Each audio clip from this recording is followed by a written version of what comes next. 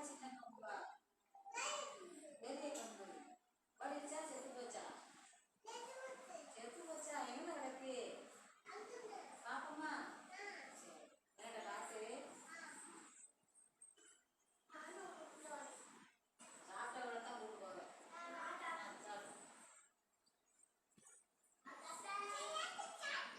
சாப்பிட்டா அண்ணன் சொல்லு பாப்பா சாப்பிடு நித்தி சில